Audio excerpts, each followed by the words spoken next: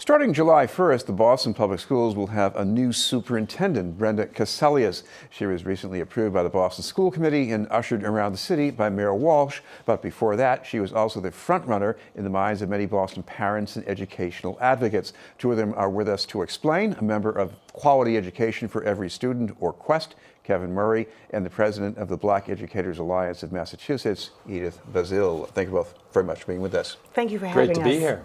I want to start with Edith. I imagine you at least saw the interviews here. What did you think of Brenda Cassellius?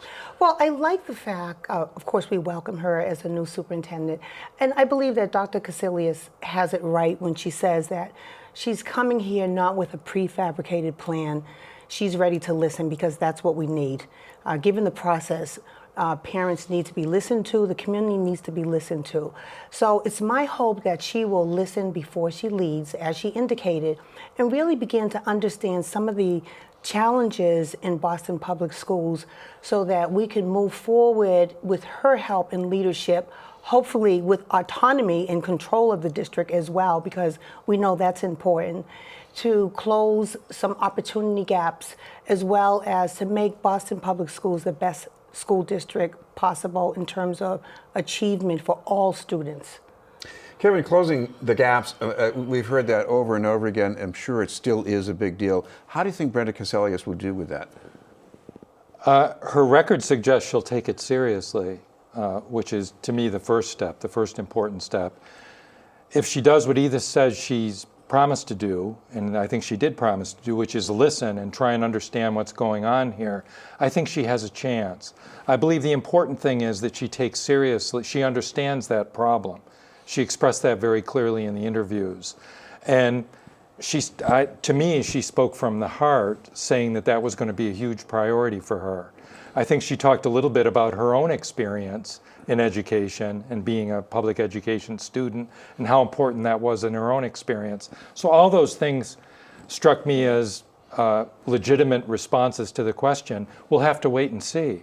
A lot runs around this question of how much power she'll have to really implement what she ends up believing needs to happen in the city.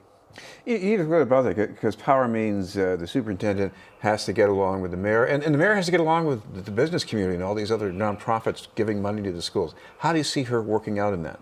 Well, as you know, Chris, we have an appointed school committee, and I think that if we have her hands on the lever of decision making, along with the stakeholder groups, the students, the parents, as well as administrators, in terms of making decisions, I think that'll be helpful. So we are interested in how she will gather her transition team, who will be part of that process.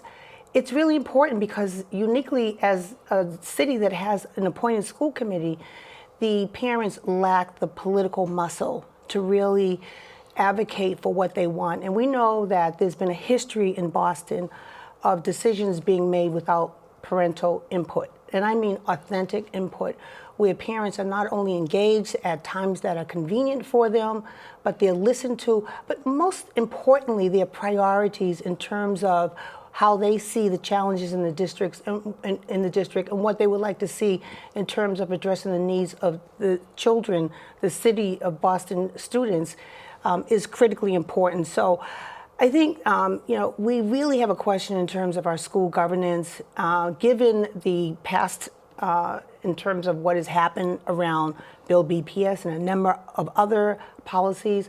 So I'm hopeful that she will listen, and I think it's really important for her to be in control and to have autonomy and to be the true instructional leader that this city of Boston needs, working with parents, students, the community, and the citizens, so that we can be the best school district possible.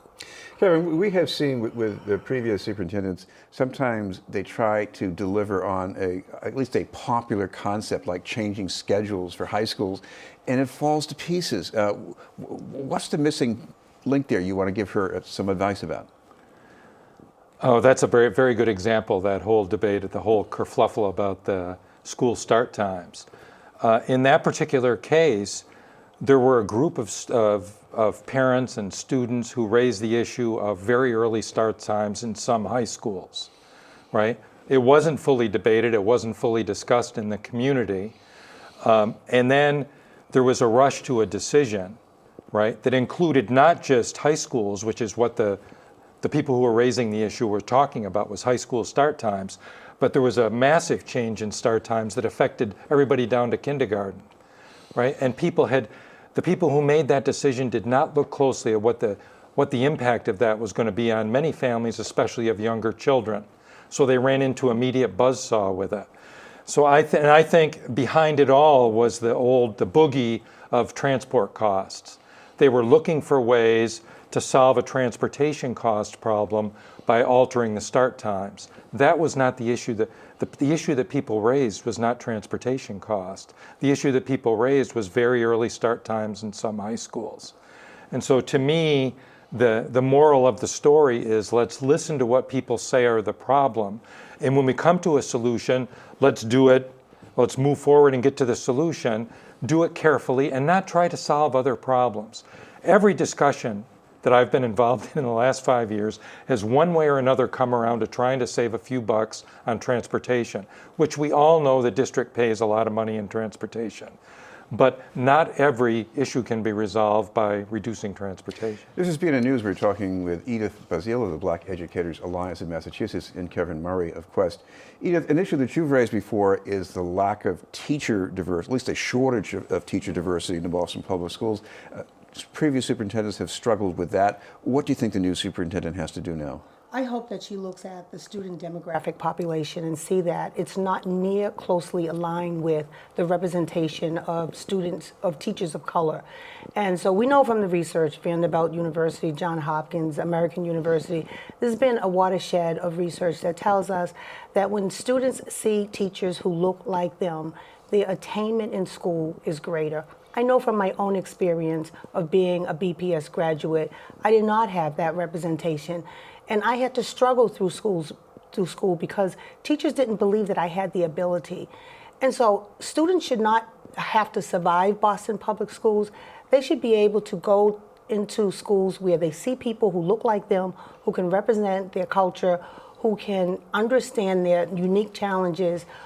We know that teachers of color, particularly black teachers, especially if a student has a black teacher in the early grades, where that developmental process, those developmental years, that there's more attainment in terms of students graduating at a higher rate, students being referred to advanced work classes or even exam schools, students being able to take tests.